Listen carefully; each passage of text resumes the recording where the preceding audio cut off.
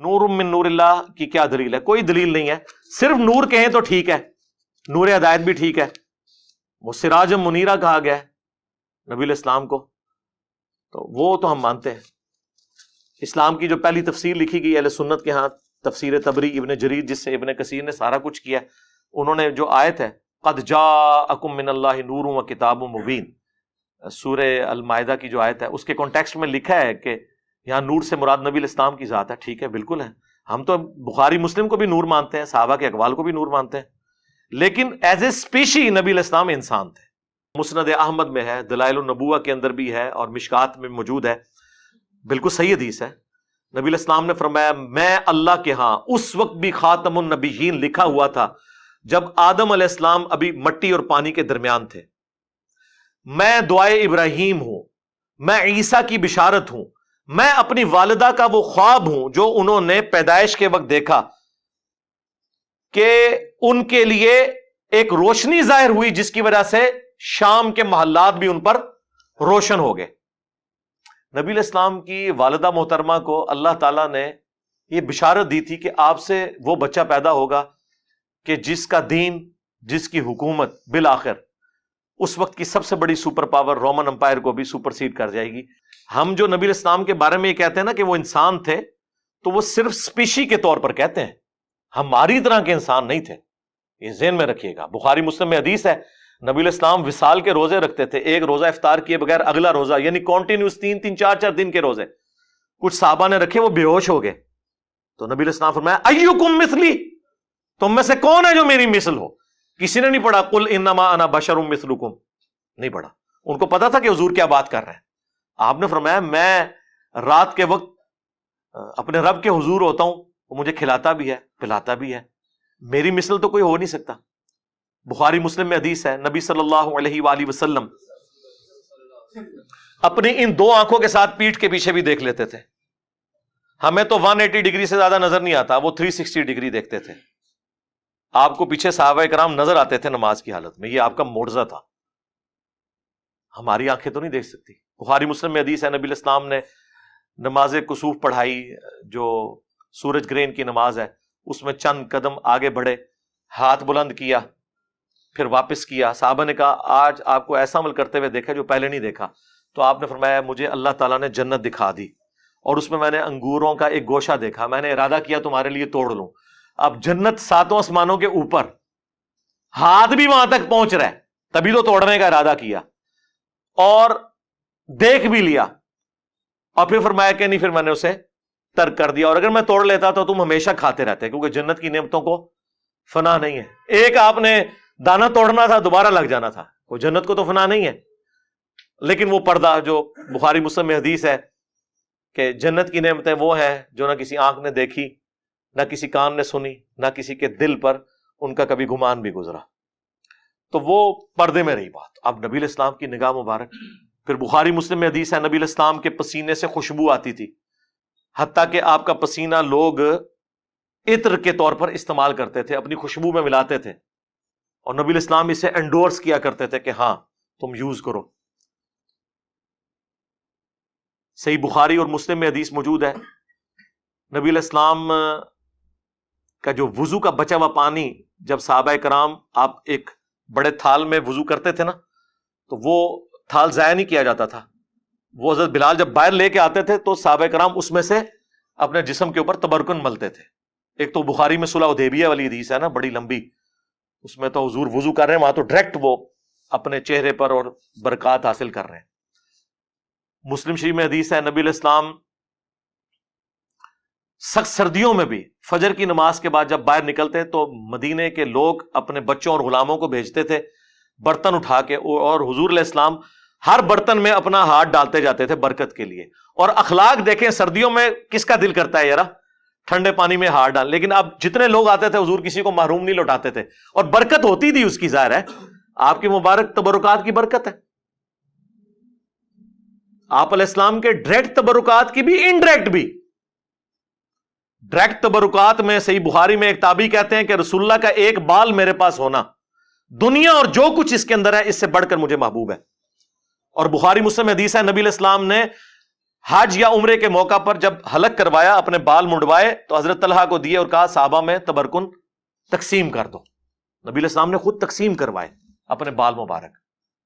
حتیٰ کہ صحیح بخاری میں آتا ہے ام سلمہ ہماری جو ماں ہے سلام اللہ علیہ، انہوں نے رسول اللہ کے چند بال ایک ڈبیا سے نکالے اور کہا کہ یہ نبی علیہ السلام کے بال ہیں، ہمارے محلے میں جب کوئی بیمار ہوتا ہے تو ہم اس کا دھون اسے دیتے ہیں، وہ برتن بھیج دیتا ہے تو وہ شفا کے طور پر استعمال کرتے ہیں.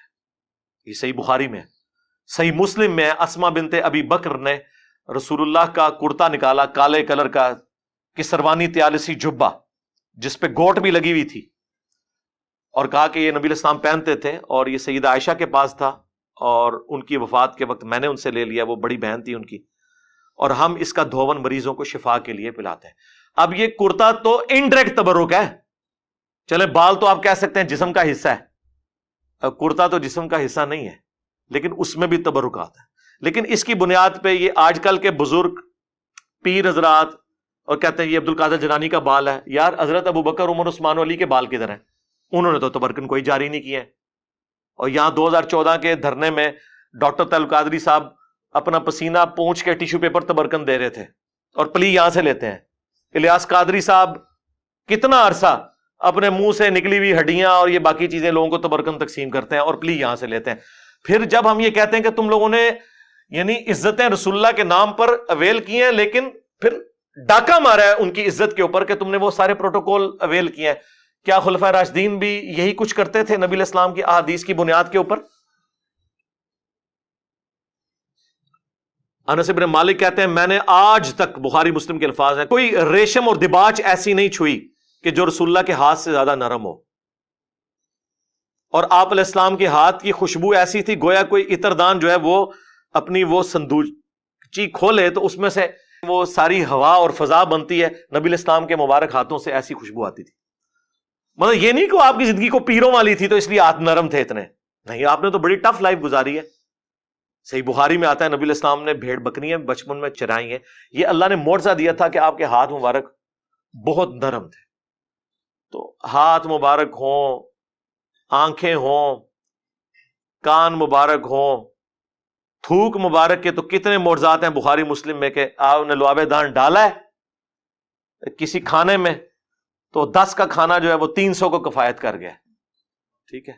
بخاری مسلم میں غزوہ حنین کے موقع پر بس ایک مٹھی بھری ہے زمین سے کنکریوں کی، 12,000 کا لشکر بھاگ گیا نبی علیہ السلام کے ساتھ جو تھا، صرف 80 بندے آپ کے ساتھ رہ گئے. اور آپ آگے بڑھ کر کہہ رہے ہیں انا النبی لا کذب انا ابن عبد المطلب، میں نبی ہوں اس میں کوئی شک نہیں، میں عبد المطلب کا بیٹا ہوں. اور پھر آپ نے یوں جب مٹھی ان کی طرف پھینکی تو ساروں کی آنکھوں میں جا کے وہ کنکریاں پڑی اور وہ اندھے ہو گئے اور مسلمانوں کو اللہ نے فتح دے دی. تو اس طرح کے معجزات. پھر بخاری مسلم میں حدیث ہے نبی علیہ السلام صلح حدیبیہ کے موقع پر جب پانی نہیں تھا، ایک برتن میں تھوڑا سا پانی جمع کیا صحابہ نے، آپ نے اپنی مبارک انگلیاں اس میں ڈالی. صحابہ کہتے ہیں پانی کے چشمے جاری ہوئے. جابر بن عبداللہ سے وہ تابعی پوچھتے ہیں آپ لوگ کتنے تھے؟ انہوں نے کہا ہم 1500 تھے. 1,00,000 بھی ہوتے تو وہ پانی زیادہ تھا. 1500 نے پانی پیا، سٹور کیا، جانوروں کو پلایا. تب بھی وہ ایک کولے میں جو نبی علیہ السلام نے مبارک ہاتھ رکھا تھا نا، وہ پانی ختم نہیں ہو رہا تھا. وہ پتہ نہیں اللہ نے کیا اس کے ساتھ چین جوڑ دی. مسلم شریف میں حدیث ہے کہ حضرت عمر فاروق رضی اللہ تعالیٰ عنہ نے ایک سفر کے دوران حضور سے کہا کہ کھانے پینے کو کچھ نہیں ہے تو ہم کچھ جمع کرتے ہیں، آپ برکت کی دعا فرمائیں. تو ایک برتن لا کے رکھا گیا، آپ نے اپنا ہاتھ رکھا. اچھا یہ ذہن میں رکھیے گا، یہ کریشن ایکس نہیلو کبھی نہیں ہوئی ہے. جب بھی ہوا ہے نا تو یہ کہ کھانا تھا اس میں لعاب ڈالا، برتن تھا پانی والا اس میں ہاتھ ڈالا. زیرو سے کبھی سٹارٹ نہیں ہوا. یہ اللہ کی کوالٹی ہے. ہاں عدم ما سے وجود. چیزوں میں برکت وہ اللہ تعالیٰ مخلوق کے ذریعے کرواتا ہے. لیکن یہ ساری عقیدتیں نبی علیہ السلام کے ساتھ صحابہ کرام کی اس وقت تک تھیں جب تک نبی علیہ السلام دنیا میں تشریف فرما تھے. بخاری مسلم میں ہے کہ بارش نہیں ہو رہی، آ کے دعا کروائی ہے، بارش ہو گئی ہے. بخاری مسلم میں ہے کہ حضرت ابو ہریرہ یاداشت کا مسئلہ تھا، دعا کے لیے کہا، حضور نے یوں کر کے ان کی چادر میں ڈالا. اس کے بعد کہتے ہیں میں کوئی حدیث نہیں بھولا جب سے میں نے سینے لگائی. یہ معجزات ظاہر ہوتے تھے نبی علیہ السلام کے. صحیح بخاری میں آیا آپ علیہ السلام نے ایک صحابی کی پنڈلی ٹوٹ گئی, اپنا مبارک ہاتھ پھیرا, وہ کہتے ہیں اس طرح ہوگی کہ اس سے پہلے کبھی یعنی ٹوٹی ہی نہیں تھی. اب یہ سارے وہ معجزات تھے جو نبی علیہ السلام کی مبارک زندگی میں صحابہ کرام اویل کرتے تھے, لیکن جیسے ہی نبی علیہ السلام کی وفات ہوئی ہے, آپ کی قبر پہ جا کے کبھی کسی نے نہیں مانگا, بلکہ اس کے الٹ ملتا ہے. صحیح بخاری 1010 نمبر حدیث ہے, 1010. حضرت عمر کہتے ہیں انا کنا نتوسل الیک بنبینا, اے اللہ پہلے ہم تیرے نبی کے توسل اختیار کرتے تھے, تیری بارگاہ میں پیش کرتے تھے ان کو, وہ دعا کرتے تھے, ان کی دعا کی برکت سے بارش نازل ہوتی تھی. اب ہم تیرے نبی کے چچا کو لے کے آئے ہیں, ان کی دعا کی برکت سے بارش نازل فرما دے, اور وہ پھر بارش نازل ہو جاتی تھی. تو نبی علیہ السلام کی وفات کے بعد لوگ قبر کے ساتھ نہیں عقیدہ وہ وابستہ کیے ہوئے تھے. یہ بریلوی حضرات جتنی باتیں کرتے ہیں نا, یہ بالکل درست ہیں. میں اس لیے اکثر کہتا ہوں کہ رسول اللہ کی زندگی میں جو صحابہ کی حضور کے ساتھ عقیدت تھی وہ آپ بریلویوں میں دیکھ لیں, اور رسول اللہ کی وفات کے بعد جس طرح کی عقیدت ہونی چاہیے وہ آپ اہل حدیث کے اندر دیکھ لیں. چند ایک غلو والی چیزیں وہ الگ ہیں, وہ ہر جگہ موجود ہیں, وہ اختلاف اپنی جگہ, لیکن یہ نہیں ہوا کہ حضور کی قبر کی مٹی کو لے جائے, سجدے شروع کر دے. ناٹ ایٹ آل, نیور, کبھی ایسی بات نہیں. حضور کی میت کے اوپر خطبہ دے رہے ہیں حضرت ابوبکر صدیق رضی اللہ تعالیٰ عنہ, بخاری میں کم از کم 4 جگہ ہے, اور کیا بول رہے ہیں؟ من کان یعبد محمدا فإن محمدا قد مات. آگاہ ہو جاؤ, جو محمد کی عبادت کرتا تھا وہ جان لے کے محمد مر چکے ہیں, یا وفات پا گیا. پاکستان میں تو احتیاط سے ترجمہ کرنا پڑتا ہے. تو وَمَن يَعْبُدُ اللَّهَ, اور جو کوئی اللہ کی عبادت کرتا تھا وہ جان لے فَإِنَّ اللَّهَ حَيٌّ لَا يَمُوتُ, اللہ زندہ ہے, اسے کبھی موت نہیں آئے گی. رسول اللہ کی میت کے اوپر نعتیں, درود شریف, آیت کریمہ کے ختم نہیں, توحید بیان ہو رہی ہے. اور یہ نبی علیہ السلام کی خوبی ہے. یہ آپ علیہ السلام کو اللہ تعالیٰ نے پھل دکھا دیا کہ آپ کے تربیت یافتہ لوگوں نے جیزس کرائسٹ کے ماننے والوں کی طرح ان کے بارے میں ڈیوینٹی نہیں کلیم کی, بلکہ آپ کی میت کے اوپر توحید بیان کی ہے. اور کیوں نہ ہوتا, صحیح بخاری میں حدیث ہے, دیکھنا میری شان کو اس طرح بلند نہ کرنا جس طرح نصارہ نے اپنے پیغمبر کو بڑھا دیا تھا. میں اللہ کا بندہ اور اس کا رسول ہوں, مجھے اللہ کا بندہ اور اس کا رسول کہنا. بخاری مسلم دونوں میں حدیث ہے. اما عائشہ کہتی ہیں نبی علیہ السلام کی وفات کے دن چل رہے تھے, آپ تکلیف کی وجہ سے بار بار اپنی چادر اپنے چہرے سے ہٹاتے, اور آپ صلی اللہ علیہ وآلہ وسلم فرماتے ساتھ لعن اللہ الیہود والنصارى اتخذوا قبور انبیائہم مساجدا, اللہ کی لعنت ہو یہود و نصارہ پر کہ انہوں نے نبیوں کی قبروں کو سجدہ گاہ بنا لیا تھا. اور اما عائشہ کے الفاظ ہیں بخاری مسلم میں کہ یہ حضور ہمیں ڈرا رہے تھے, اگر ہمیں یہ خطرہ نہ ہوتا کہ لوگ رسول اللہ کی قبر پہ سجدے شروع کر دیں گے تو میں نبی علیہ السلام کی قبر کو اوپنلی زیارت کے لیے چھوڑ دیتی. یعنی وہ حجرے والا معاملہ ختم ہو جاتا, صرف یہ ڈر تھا کہ یہ کام نہ لوگ ڈالیں. بخاری مسلم دونوں میں حدیث ہے, نبی علیہ السلام کی 2 بیویاں ام سلمہ اور ام حبیبہ جو ہجرت حبشہ میں شامل تھی, وہ حضور کی بیماری کے دنوں میں, آخری دنوں میں کہہ رہی تھی جب ہم حبشہ گئے تھے ہم نے ماریہ نام کا گرجا دیکھا تھا, وہاں پر تصویریں تھیں. حضور اس تکلیف کے عالم میں بھی اٹھے اور انہوں نے کہا کہ یہی تو ان میں خرابی تھی, جب کوئی پیغمبر یا نیک آدمی فوت ہو جاتا تھا اس کی قبر پہ تصویریں لٹکا لیتے تھے, مسجدیں بنا لیتے تھے, اور وہ سارے معاملات شروع کر دیتے تھے. قیامت کے دن یہ لوگ بدترین مخلوق بنا کر اٹھائے جائیں گے. باقی قبر رسول اس پلانٹ ارتھ پہ اللہ تعالیٰ کی تجلیات کا مرکز ہے, شاہر اللہ میں سے ہے, اس کی حاضری نفلی عبادات میں افضل ترین عمل ہے. صحابہ کرام جاتے تھے, 4 کتابوں میں ہے, الموطا امام مالک میں, سنن کبریٰ البیہقی میں, المصنف ابن ابی شیبہ میں, فضل الصلاۃ علی النبی میں کہ عبداللہ بن عمر جب بھی مسجد نبوی میں داخل ہوتے 2 نفل پڑھتے, پھر قبر رسول پر آ کر عرض کرتے السلام علیک یا رسول اللہ, السلام علیک یا ابا بکر, حضرت ابو بکر کی قبر پہ, پھر حضرت عمر کی قبر پہ السلام علیک یا عمر, السلام علیک یا ابتا, اے میرے باپ آپ پر سلام ہو. وہ فضائل اپنی جگہ ہیں, اس سے تو کوئی انکار کر ہی نہیں سکتا. کوئی بدبخت ہی ہوگا جو ان چیزوں کا انکار کرے, لیکن غلوف سے بچنا ہے. لا تغلو فی دینکم ولا تقولوا علی اللہ الا الحق, دین میں غلوف نہیں کرنا, اور اللہ پہ بھی وہی بات کرنی ہے جو حق پر مبنی ہو. دیکھیں ابو داؤد میں حدیث ہے, سنن ابن ماجہ میں ہے, ایک صحابی نے حضور کو سجدہ کیا, آپ نے فرمایا سر اٹھا کیا کر رہا ہے؟ کہ یا رسول اللہ ہیرا نامی جگہ پر گیا تھا، وہاں لوگ اپنے سردار کو سجدہ کرتے ہیں، آپ تو اللہ کے نبی ہیں، آپ نے فرمایا جب میں فوت ہو جاؤں گا اور تم میری قبر سے گزرو گے، کیا میری قبر پہ بھی سجدہ کرو گے؟ کہا نہیں یا رسول اللہ۔ تو فرمایا پھر مجھے کیوں سجدہ کر رہے ہو؟ اگر میں سجدہ جائز سمجھتا تو بیویوں سے کہتا کہ اپنے خامدوں کو سجدہ کریں اس حق کے سبب جو اللہ نے ان کو دیا ہے۔